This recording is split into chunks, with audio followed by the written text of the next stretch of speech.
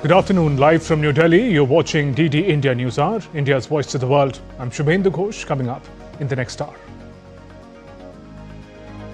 India's diplomatic outreach on Operation Sindoor begins to expose Pak-based terror before the world. First delegation leaves for Japan today. In Chhattisgarh, 26 Naxals neutralized in encounter with security forces.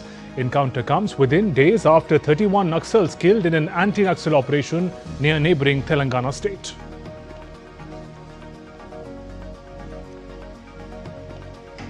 President Donald Trump unveils plans for $175 billion Golden Dome defense shield for the US.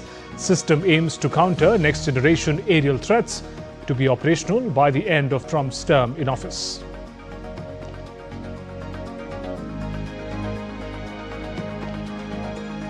And tropical rainforest destruction surged to record levels in 2024. 67,000 square kilometers of forest lost, equivalent to 18 football fields per minute.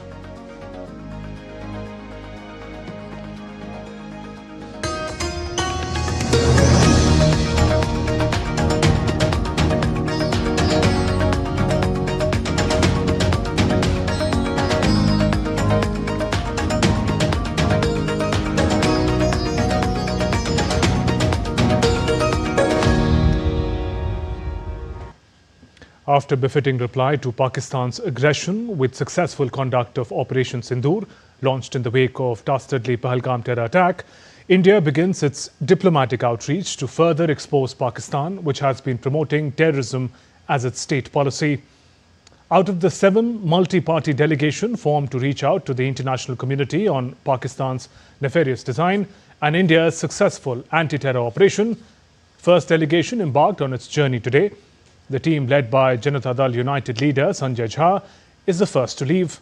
The delegation will travel to Indonesia, Malaysia, the Republic of Korea, Japan and Singapore. The next to leave will be the delegation led by Shiv Sena MP Srikant Shinde. This team will travel to the UAE, Democratic Republic of Congo, Sierra Leone and Liberia. Another 5 delegations will also begin their tour in the coming days. The delegations will visit a total of 32 countries till 5th of next month to present India's firm stand against Pak-sponsored terrorism. As part of Indian diplomatic outreach, the Indian delegation visiting the UAE will leave later today. DD India's Vinod Kumar files this update from Dubai. The delegation to the United Arab Emirates will start their campaign on May 21st onwards. The group is led by Member of Parliament Srikant Shinde and 7 other MPs, which include Bansiri Swaraj, E.T. Mohammad Bashir, Adul Garg, Dr. Sasmit Patra, Manan Kumar Mishra, along with former Minister of State S.S. Ahluwalia and former senior diplomat Sujan Chinoy. The delegation's 2-day visit will begin with high-level engagements in Abu Dhabi on Thursday. Confirmed meetings include interaction with His Excellency Sheikh Nahyan Mubarak Al Nahyan, Minister of Tolerance and Coexistence, followed by discussions at the UAE Federal National Council with Dr. Ali Al Nuwami and members of the Council's key committee. They are also scheduled to meet with officials from the Ministry of Foreign Affairs and National Media Office. A media interaction with the newspaper National is expected later in the day, followed by a meeting with the strategic political affairs analyst Amjad Taha. A key highlight of the visit will be the delegation's outreach to the Indian community, scheduled at the Indian Embassy's auditorium in Abu Dhabi. On Friday, the group will visit the Anwar Gargash Diplomatic Academy for discussions with Director General Nikolai Mladinov, and in Dubai, the delegation will participate in policy dialogue hosted by the Fikr Institute and is expected to give interviews to media houses including Gulf News and Khaleej Times. The team will depart early Saturday morning to Kinshasa, continuing India's extensive global engagement. This is Vinod Kumar for DD India. And for more, let's connect with DD India correspondent Akshay Dongre. Akshay, taking a cue from what Vinod mentioned, what do we know about the manner in which the Indian delegations will work towards garnering rally of global support against Pak-sponsored terror? Well, Shubhendu, there are 2 motives mainly for these delegations that are coming, that are going to these various countries around the world. First, motive about for these delegations is to explain to the world the kind of fight that India has started against terror. It's not a fight against Pakistan. The Indian Armed Forces had clarified in the very beginning that this was not an attack against Pakistan. It was not against Pakistani military even though they trained these terrorists. It was purely against a terror infrastructure. We are talking about Operation Sindoor that was conducted on 7th of May. Yes, there was a retaliation from Pakistan, to which India also retaliated and in fact gave a bloody nose to Pakistan. But it was only because they chose to come in between the Indian Armed Forces and the terrorists who killed all of those people in Pahalgam and other places in the country, as well as these dreaded terrorists who are responsible for terrorizing not just the region but the entire world. So that is the first motive, to tell the world that the military action that has been taken up, it's a fight the world has to fight, but only few countries in the region have to bear the brunt as far as maximum attacks of terror are concerned, taking the fight to their home countries and hitting them where it hurts the most. That is a daring step, especially when you are acting against a nuclear armed country like Pakistan that has gone rogue, that is supporting terrorists as their state policy. So that remains the first agenda of these delegations. The second is to countering the narrative and sympathy garnering agenda of Pakistan. They are going to the world, they're telling the world that we are the victims of terrorism, even though there are clear proofs that have been given by India that how deeply involved the Pakistani state is as far as these attacks are concerned. And despite that, to get money from the IMF, to get money from World Bank, and to garner support from its traditional allies, Pakistan is trying to come up with this sob story, telling it to the world, because either they can either blackmail the world with terrorists, or they can ask for money in exchange for sympathy as far as the state is concerned. So right. It is very essential to counter the narrative of Pakistan, to counter the fake news and propaganda of Pakistan, plus to tell the world that this is not a fight that India has chosen to get involved in. It is a fight that was forced on India. It is because of attacks like Pahalgam and the terror groups that are operating from Pakistan. These kind of conflicts are becoming more and more frequent as far as the region is concerned.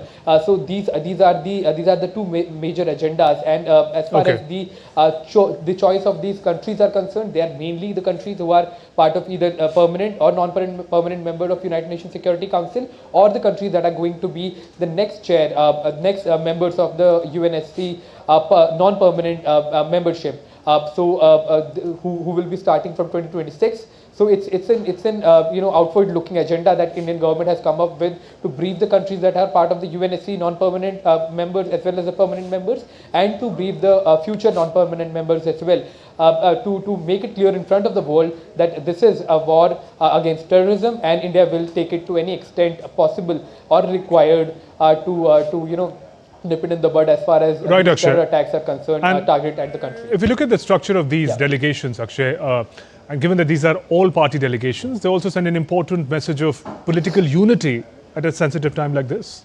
Well, absolutely. It's a political unit. That's part A. Second is to show that the country is united against this menace. That's part 2. And also there has been attempts, especially when it comes to the West Asian countries. Pakistan has tried to communalize the entire issue as far as making it about a particular religious group. India is also home to a massive population as far as that Pusat community is concerned, and those are also very responsible citizens of the country. They represent the country at global stage, inside the country as well, in the lower house or in the upper house.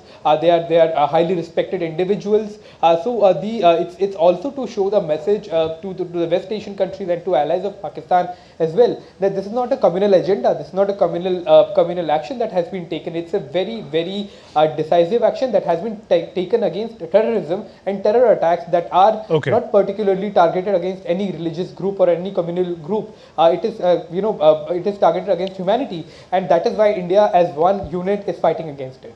Akshay, thank you for those updates. Moving on, Jammu and Kashmir Lieutenant Governor Manoj Sinha today visited the Poonch Brigade headquarters, where he met Indian Army soldiers and Border Security Force personnel stationed in the area. The LG announced government jobs to next of the kin of families of martyred civilians in the Union Territory. On Tuesday, the LG chaired a meeting of Unified Command at Raj Bhavan. in Srinagar.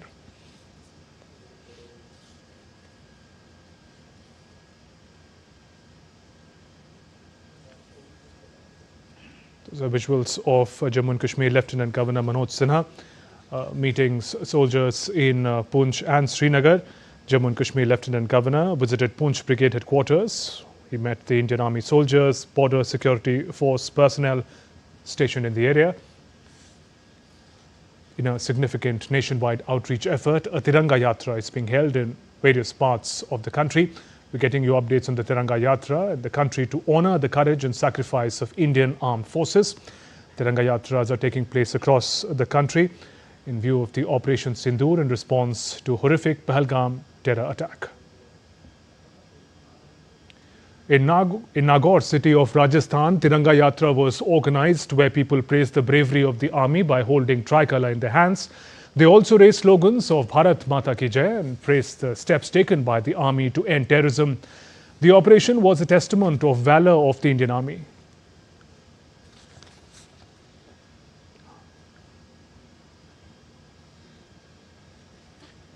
In Hyderabad, Tiranga Yatra was graced by Indian Army officers and veterans who led the rally with dignity and pride. Throughout the route, citizens showered flowers upon the marchers, offering warm and heartfelt welcome.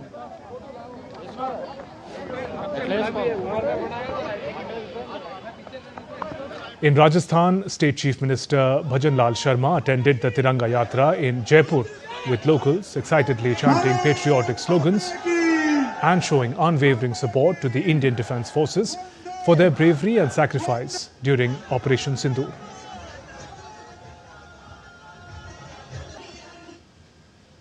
Speaker of the Lower House of Indian Parliament, Om Birla, attended Tiranga Yatra in Rajasthan's Bundi. The procession witnessed mass participation from people from all walks of life. They were seen carrying the tricolour and chanting patriotic slogans.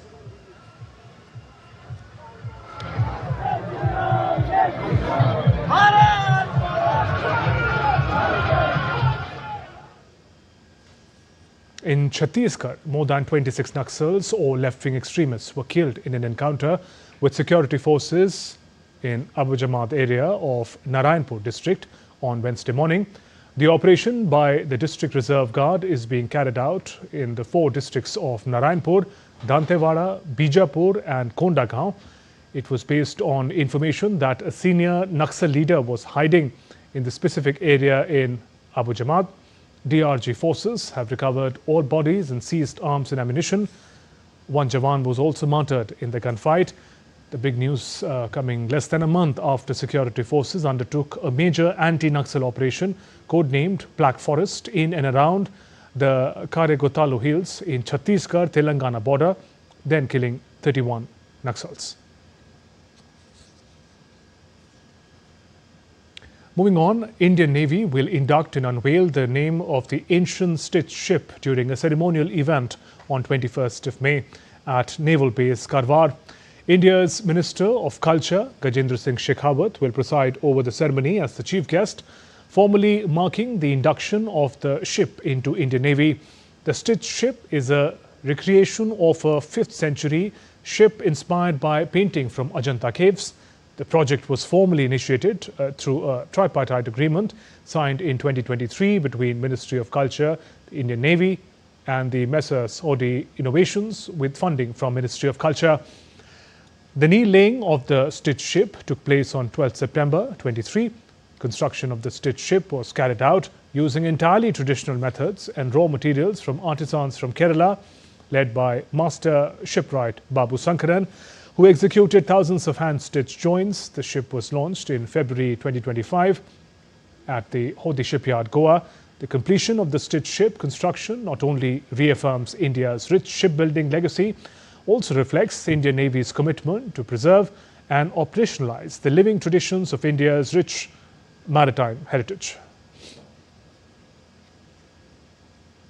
Indian Navy Chief Admiral Dinesh K. Tripathi interacted with the crew of Navika Sagar Parikrama 2 on board INSSV Tharani, having crossed over to the northern hemisphere and homeward bound on their final leg of the circumnavigation. Navika Sagar Parikrama 2 crew crossed into the southern hemisphere on 16th October last year. And after an epic global circumnavigation, they've re-entered the Northern Hemisphere on May 2025. Indian Navy Chief commended their exemplary skills and team spirit, also conveyed the pride and admiration of Indian Navy and the entire nation following their progress.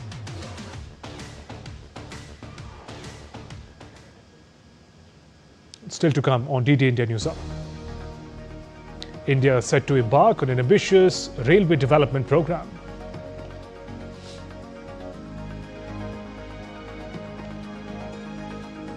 Pilgrims for Kailash Mansarovar Yatra have been selected for the year 2025. And forecast for heavy to extremely heavy rains across parts of India.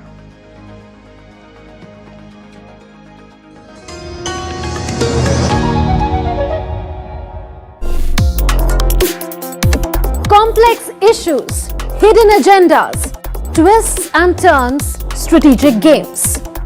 We think all dots are linked. We just need to connect them. Join me every week as I connect the dots to unravel hidden designs in statecraft, mysteries, and decode issues that matter to you. Watch Connecting the Dots with me at these times on DD India.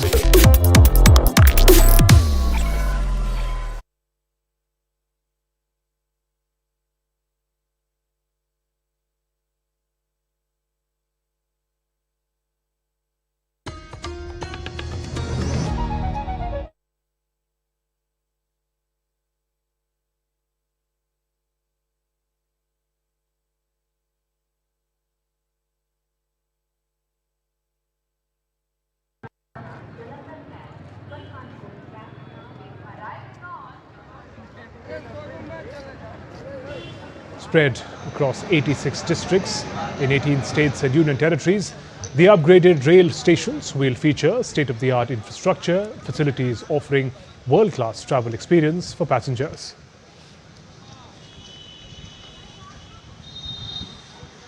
Govardhan railway station in Mathura is ready to serve passengers with developed infrastructure and facilities. People of Braj expressed their immense pleasure as the station has been refurbished by authorities keeping it up to date. The common area, refreshment room, ticket counter, waiting area have all been refurbished as per international standards. Mathura is a famous travel destination for many, hence the redevelopment marks a significant change in the traveller's experience. Thawai Junction of Bihar has been upgraded to provide passengers with a better experience. A major station of the Varanasi division of railways aims to provide better facilities and modern infrastructure to passengers. Locals have been appreciating the new facilities, which include better platforms, cleanliness, comfortable arrangements. With this project, people travelling at the Thawai Junction will now get a more convenient and comfortable experience. The Karchana railway station in Prayagraj district gets a new look with developed infrastructure and facilities. The Amrit Bharat Station Yojana aims to introduce modern design features for the stations with a sample of modernity and beauty. A total of 9 railway stations have been rejuvenated in India's national capital region. प्रथम चरण में अभी हमारे 9 station हैं, जिनमें जो यात्री सुविधा के कार्य, उसके सौंदर्यीकरण के कार्य, विकास के कार्य किए गए हैं, उनका लोकार्पण होने जा रहा है। इन 9 स्टेशनों में लगभग 90 करोड़ रुपए की लागत से विभिन्न विकास कार्य किए गए हैं। Eidgah Railway Junction in Agra district has been redeveloped with an amount of 12 crore 80 lakh rupees. Under this, Eidgah Junction has been expanded, while sanitation being the prime focus. The renovation undermines smooth functioning of trains. The function serves as an important link between major destinations of India. Govindpuri Railway Station, a suburb of Kanpur city, is being developed with modern facilities to passengers under Amrit Bharat scheme. Executive lounge at the station, refreshment room and cafeteria for the convenience, food and drinks for the passengers are some of the features added. Govindpuri railway station is ready and providing new experience of modernity and redevelopment to passengers, and will also play an important role in the development of the entire city. 17 stations of Bareilly Izzat Nagar division are being renovated under Amrit Bharat scheme. Under this, Bareilly station has been prepared at a cost of over 10 crore rupees, includes better waiting rooms, clean platforms, escalators, lifts. Outer part of the station has also been decorated. Ramps in separate lanes have been arranged for the specially abled passengers.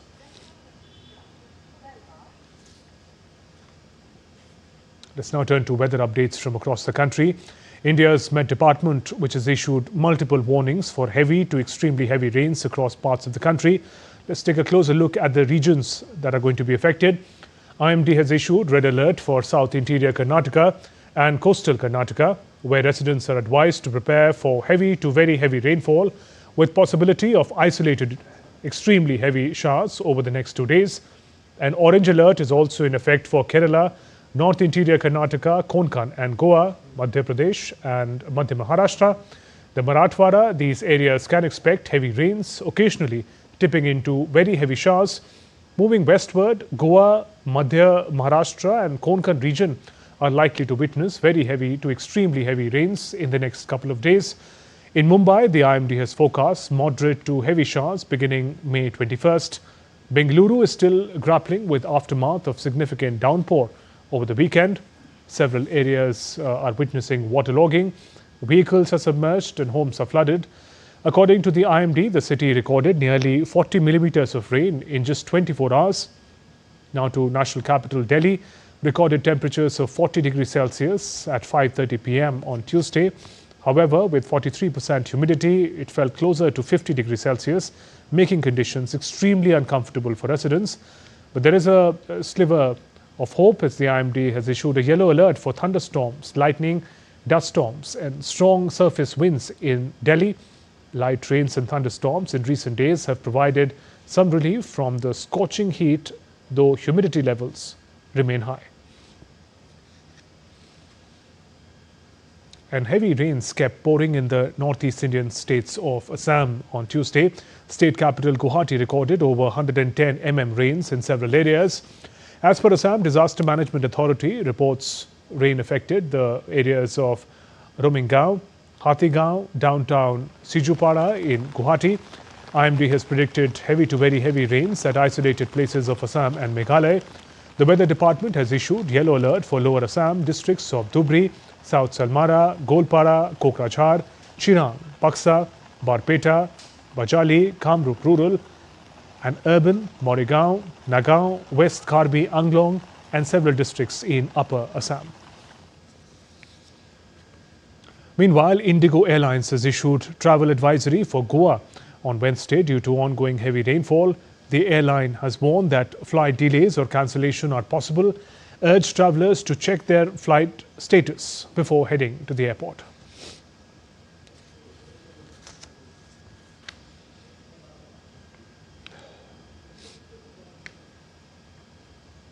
Indeed, India correspondent Taposh Bhattacharya joins us from Delhi for more. Taposh, prediction for heavy to very heavy rains in different parts of India. There's an alert for the west coast in particular. Take us through the details.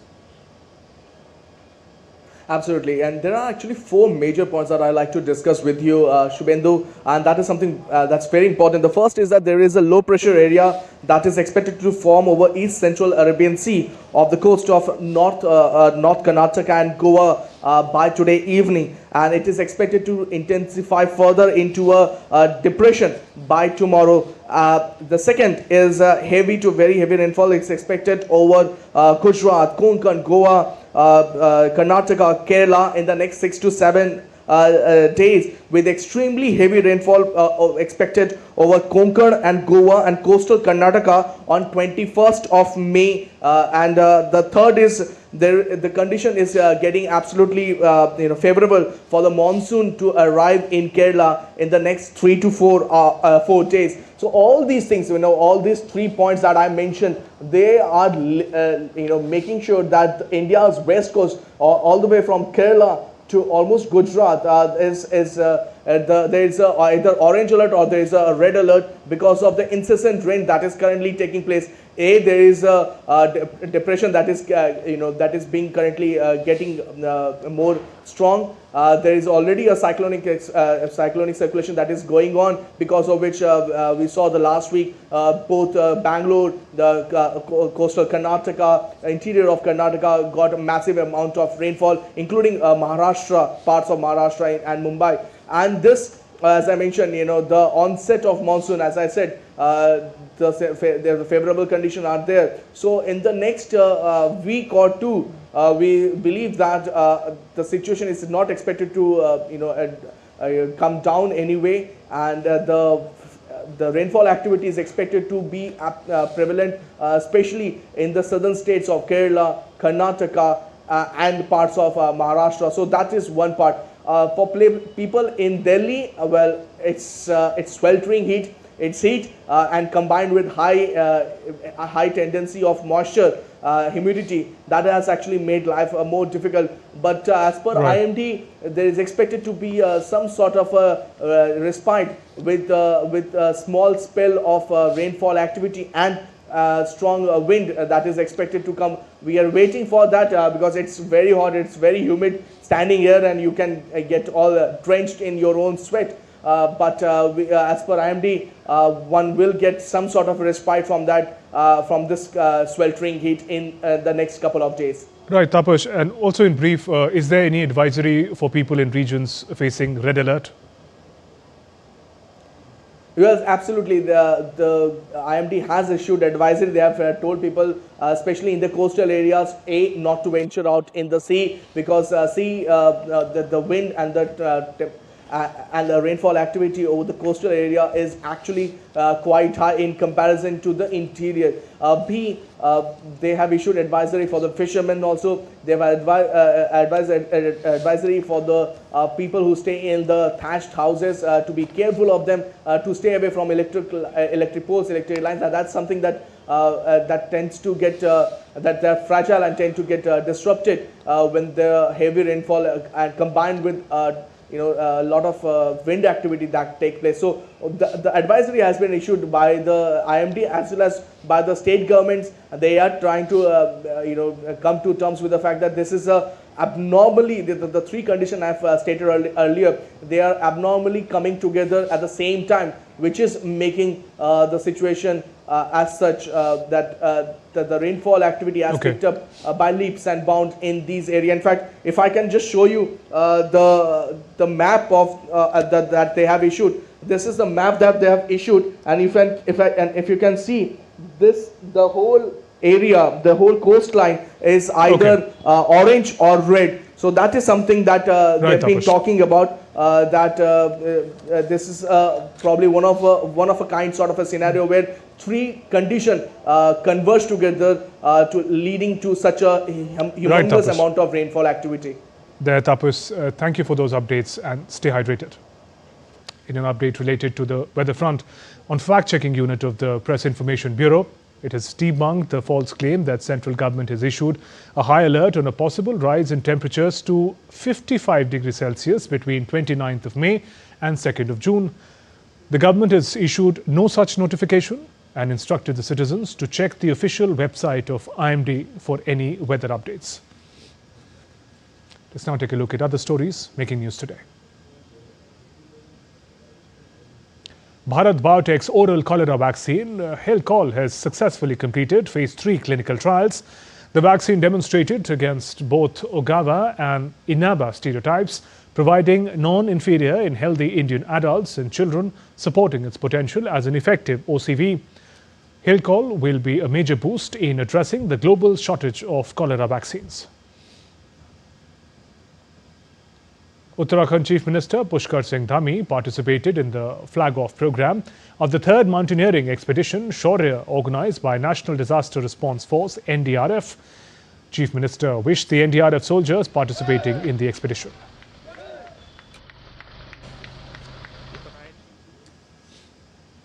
Tea, the world's second most consumed beverage after water, holds a cherished place in cultures worldwide. Today, the International Tea Day honors the timeless drink, acknowledging its rich history, culture, significance, and economic impact. The theme this year is Tea for Better Lives, highlighting tea's contribution to livelihood, sustainability and health. And still to come on DD India News Hour. EU, Britain go ahead with new Russia sanctions without waiting for Donald Trump. Russia rejects the ultimatums. Top finance officials from G7 countries gather to discuss global economy, Ukraine conflict and AI. In China, humanoid robots prepare intensively for boxing competition.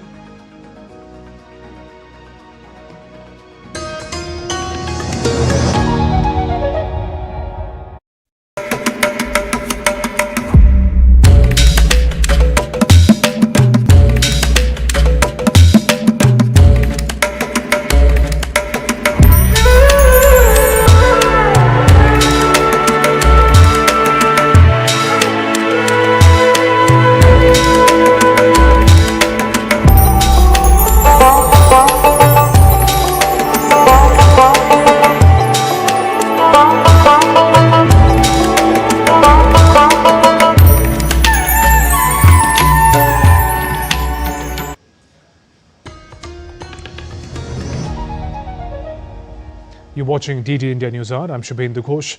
The United Nations said on Tuesday that no aid has yet been distributed in Gaza Strip, a day after Israel allowed limited humanitarian deliveries to resume after an 11-week blockade. UN spokesperson Stefan Dujarric said 4 trucks of baby food were dropped off on the Palestinian side of the border on Monday, and that a few dozen trucks with other basic items entered Gaza on Tuesday. UN humanitarian chief Tom Fletcher said earlier that 14,000 babies would die in Gaza in the next 48 hours if aid supplies don't reach them. In response, Israel said around 108 trucks had been transferred from Gaza Strip, and it plans to intensify military operations against Hamas to control the whole of Gaza. The UK has paused trade negotiations with Israel over the country's aid blockade in Gaza. It comes after the UN warned 14,000 babies would die in the next 48 hours if the blockade of the enclave continues.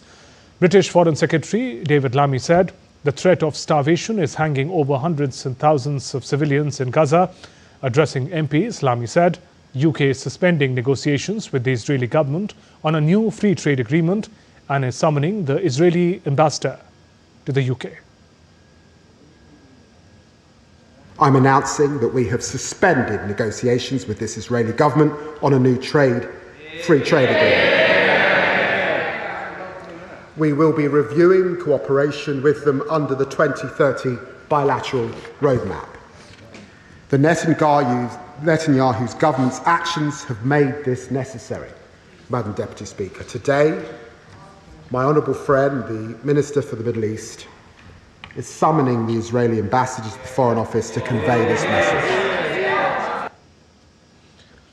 The United Kingdom and Europe have announced major sanctions against Russia on Tuesday without waiting for Washington to join them, as it becomes clear that Monday's call between US President Donald Trump and Russian President Vladimir Putin had failed to deliver any meaningful concessions from Moscow. London and Brussels said their new measures would zero in on Moscow's shadow fleet of oil tankers and financial firms that have helped it avoid the impact of other sanctions imposed over the conflict. Taking to the social media post, Ukraine's President Volodymyr Zelensky said, "It is important that America remains involved in the process of bringing peace closer." Trump had indicated on Monday, following his call with Putin, that US was not ready to join European sanctions efforts. Meanwhile, Italian Prime Minister Giorgia Meloni said on Tuesday that Pope Leo had confirmed to her his willingness to host in the Vatican the next round of negotiations to try and end the conflict. Responding to the new sanctions, Russian Foreign Ministry spokesperson Maria Zakharova accused Europe of trying to prevent the resumption of direct dialogue, adding that Russia never responds to ultimatums. Immediately after the talks between Russian and Ukrainian delegations in Istanbul, Zelensky and his European buddies spoke in favor of strengthening of the anti-Russian sanctions. Yet again, they started to sing the old song about impossibility to trust Russia, which should be punished, as they put it, for the failure to obey ultimatum demand about 30-day ceasefire which Kiev regime and its European sponsors tried to present as a certain step towards settlement. Russia never responds to ultimatums. Однако у этих всех деятелей ничего не вышло. Meanwhile, top finance ministers from the G7 nations gathered on Tuesday in Banff, Canada, to address global economic instability with Ukraine conflict and US trade policies under President Trump high on the agenda. Ukrainian Finance Minister Sergei Marchenko attended the talks, seeking increased pressure on Russia and support for Ukraine's reconstruction. Canadian Finance Minister François Philippe Champagne emphasized solidarity with Ukraine, while US Treasury Secretary Scott Bessent faced scrutiny over tariffs and inflation risks. Although not officially on the agenda, trade tensions are expected to shadow the discussions. A final communiqué remains uncertain as members weigh different priorities, particularly US demands. The meeting is a precursor to the G7 Leaders Summit from June 15 to 17th, where North American, European and Japanese leaders will gather.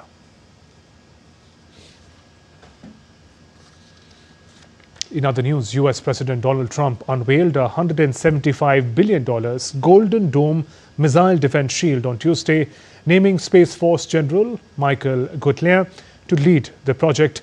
Trump says the system aimed at countering next-generation aerial threats to the US will be operational by the end of his term. US President Donald Trump has laid out their clearest plan yet for the Golden Dome missile defense program designed to protect the US from the threat of foreign missile attack. Speaking from the White House on Tuesday, Trump said he had officially selected an architecture for the system. He said that the system involving hundreds of satellites is designed to take down hypersonic missiles, ballistic missiles, and advanced cruise missiles. Trump added that Canada has expressed interest in joining the effort. This design for the Golden Dome will integrate with our existing defense capabilities and should be fully operational before the end of my term. So we'll have it done in about 3 years. Once fully constructed, the Golden Dome will be capable of intercepting missiles even if they are launched from other sides of the world and even if they are launched from space. I'm also pleased to report that the One Big Beautiful Bill will include $25 billion for the Golden Dome to help construction get underway. That's the initial sort of a down deposit. And we have probably, you're talking about, General, we're talking about $175 billion total cost of this when it's completed. The Golden Dome idea was inspired by Israel's land-based Iron Dome defense shield that protects it from missiles and rockets. Trump's Golden Dome is much more extensive, including a massive array of surveillance satellites and a separate fleet of attacking satellites that would shoot down offensive missiles soon after liftoff. An initial sum of $25 billion has been earmarked in a new budget bill, although the government has estimated it will end up costing much more than that over decades. The initiative clearly faces political and financial hurdles, with scrutiny over the bidding process and concerns over SpaceX's role. Bureau Report, DD India. Several states across Central America are grappling with severe disruptions following a series of powerful tornadoes. According to authorities, a recent tornado in Tennessee caused significant damage, including ripping roofs off homes and sending debris flying. The storm, with winds up to 120 miles per hour, also uprooted trees, unleashed hail, caused widespread power outages.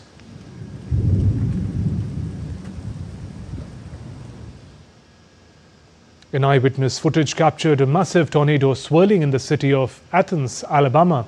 Officials urged residents to seek shelter, preferably underground safe rooms. As of Tuesday night, no injuries or fatalities have been reported. Heavy rains in Australia's southeast triggered flash flooding and cut off towns on Wednesday. Authorities have issued evacuation orders, with rivers staying above the danger levels. Rural towns in Hunter and mid-north coast regions of New South Wales were the worst hit from the downpour, some areas receiving more than 4 months' worth of rains over the past 24 hours. Meanwhile, Australia's Bureau of Met has also said that some areas could receive up to 300 mm of rains over the next 24 hours.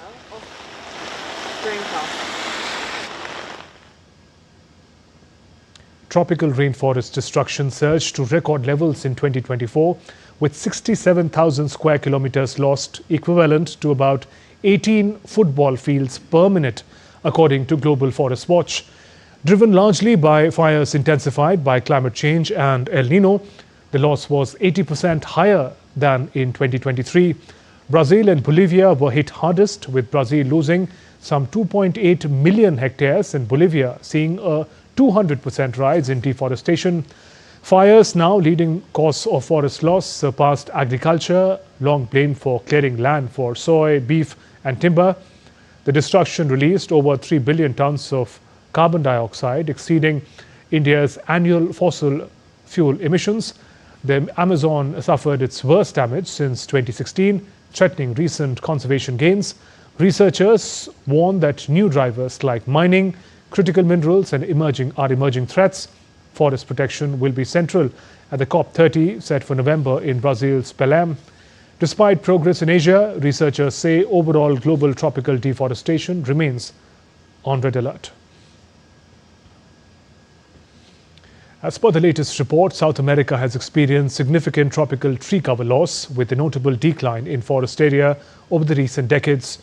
An infographic from Global Forest Watch revealed significant tropical tree cover loss in South America during 2024, with Brazil and Bolivia worst affected.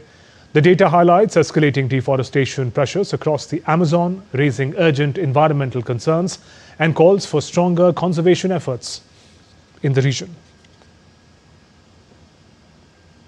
Let's now take a look at other stories making news around the world. Japan's Farm Minister Tako Ito resigned on Wednesday after controversial remarks about receiving free rice. His claim that he never had to buy rice as he was gifted it by supporters sparked backlash amid soaring staple food prices faced by the public. Brazil's President Lula da Silva awarded the country's highest cultural honor, the Order of Cultural Merit, to several artists, including author Marcelo Rubens Paiva and actress Fernanda Torres. The event also marked the reopening of historic Gustavo Capanema Palace, restored as a cultural hub in Rio de Janeiro. Comic actor George Wendt, best known for his Emmy-nominated role as the beer-loving Norm, the iconic sitcom Cheers, has died in Los Angeles at the age of 76. His publicist confirmed the news in a statement, though no cause of death was disclosed. A group of humanoid robots is undergoing intense training and systematic upgrades ahead of boxing competition in Hangzhou, Zhejiang Province, China. The contest, set to take place in late May this month, will feature these highly trained machines battling it out in the ring. Still to come on DD India News Hour. German flag carrier Lufthansa shares do not reflect company's image of being solid and safe airline. In the Europa League finals 2025, Manchester United will face Tottenham in the crucial finals later today. And we tell you the experience of the high-level film delegation from Spain who visited Bharat Pavilion at the Cannes Festival.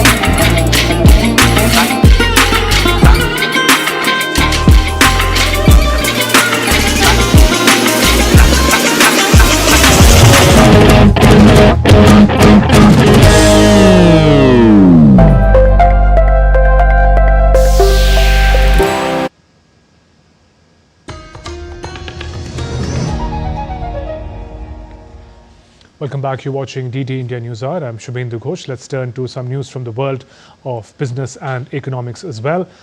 And the news coming in is from DW Berlin. German flag carrier Lufthansa is known as a solid and safe airline, except the company's shares don't have the same record. Stocks are down quite a bit from their record high 2 years ago. Investors are asking questions. Lars Holter is with DW, joins me from Berlin. Lars, what has gone wrong with Lufthansa?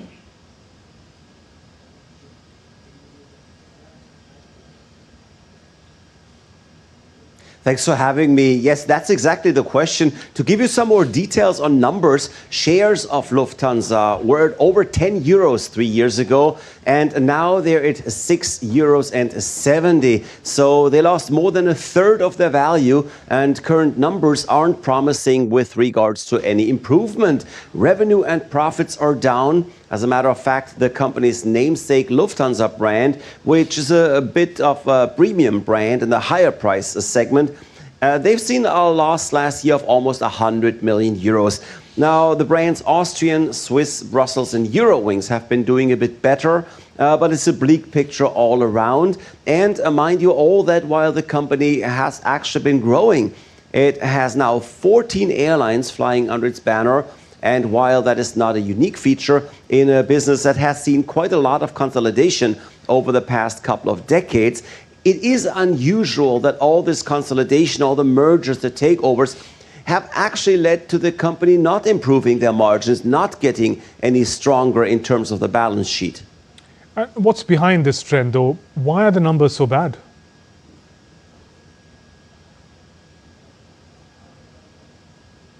Likely because the integration of the different airlines hasn't worked the way management had once planned. And that's what investors have long been saying too. They have pressured Lufthansa management to improve its integration, and they've had some success. The company has now hired a strategy consultant, and it looks like they're trying to rebuild and set up what they call Matrix Next Level. What a name if the process itself comes out a half as good as this futuristic Hollywood-sounding catchphrase. I guess they might be up to something. Anyway, the general idea is to give all the 14 airlines in the family a shared system to cut down on overhead. They're currently talking about one IT for an IT and a software architecture that combines all the brands. And then they will have one admin to have a common administrative system for all airlines. And finally, there is one excellence, which is technically the one people will notice most. It is the corporate architecture used to secure and improve the quality of the flights and the service. In the past, there were lots of problems navigating between systems or coming up with workarounds for what you have to understand are 12 passenger and 5 freight carriers. They're serving 5 home markets. And then there's also Lufthansa Technik for plane servicing. Those are very different companies, and it's not entirely surprising that it was often hard to get their systems on the same page. And last, just to understand the measures better, is this all happening behind the scenes, or will customers notice any changes?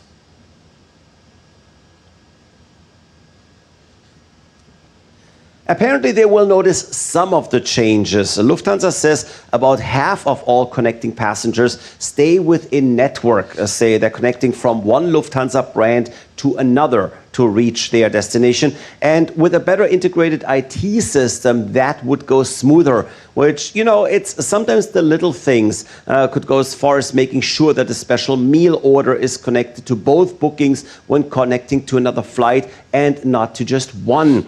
Will this make such a huge difference as to attract more passengers? That is, of course, hard to say, as is whether or not Lufthansa will be able to improve its relatively meager profit margin of just over 4%.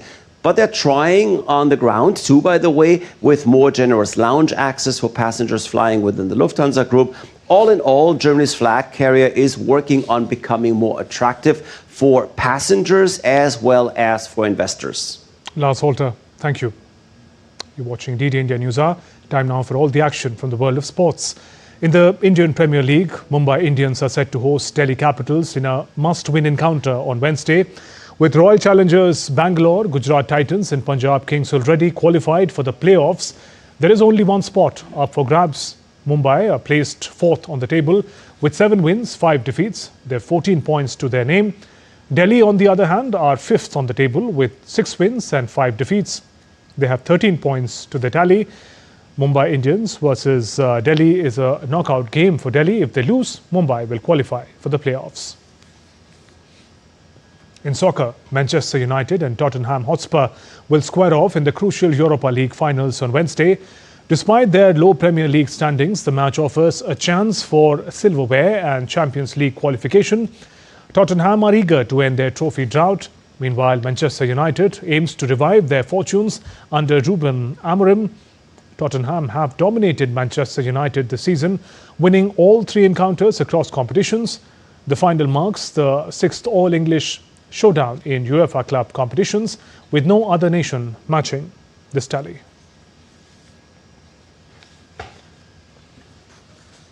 Let's now turn to updates from the world of entertainment now. You're watching DD India News Hour. Let's talk about the Cannes Film Festival. A high-level film delegation from Spain visited the Bharat Pavilion at the 78th edition of Cannes Film Festival. Both sides expressed interest in working together, highlighting the diversity and global appeal of Indian cinema.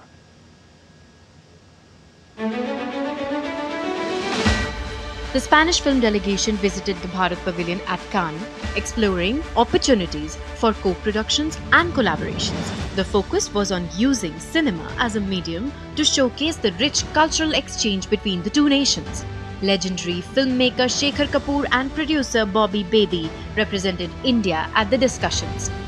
Government of India has launched the incentive systems, and we have the India Cine Hub, which is a nodal one-stop shop, through which we provide the incentives. The incentives are up to 30% of the production expenses that is being done in India, and which goes up to 40% as well. India and Spain have been collaborating for a while. 2 years ago, we gave Carlos Saura an international award as the Lifetime Award at Goa. We've done films together. I myself have done a co-production. We are doing writers' workshops between the two countries, which both the countries' ministries are supporting. Both sides expressed keen interest in collaborating, emphasizing the global appeal of Indian cinema and the richness of Spanish storytelling. These potential partnerships aim to deepen mutual understanding and spark creative synergy.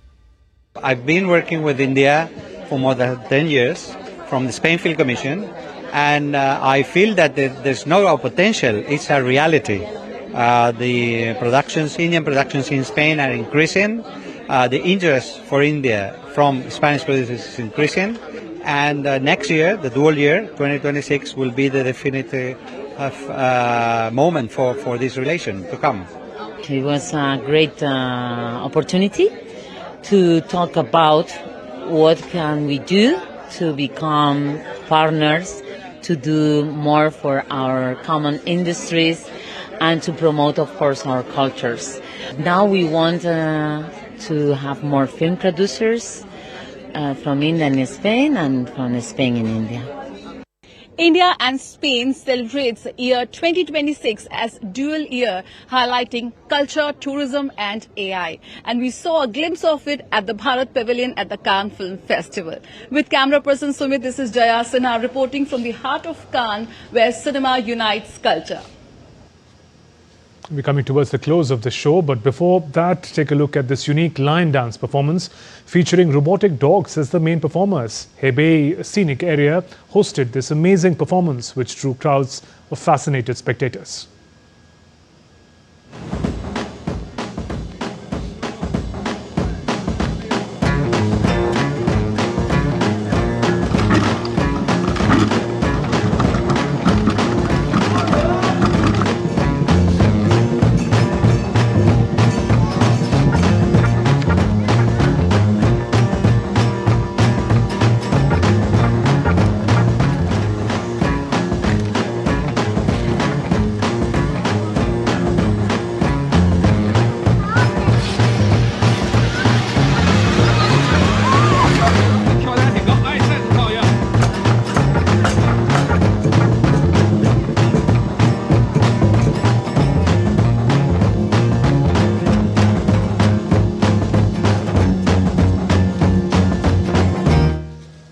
Some interesting dance moves there. That's all for this edition of DD India News Hour. Let us know your thoughts on the news of the day. For those on the go, you can get all the latest news and updates from India and across the world on DD India mobile app. The app is available on both Android and iOS platforms. Scan this QR code and download now. We'll be back with more news as it breaks here on DD India. I'm Shubhendu Ghosh from all of us here in Delhi. Thanks for watching DD India News Hour. Namaskar.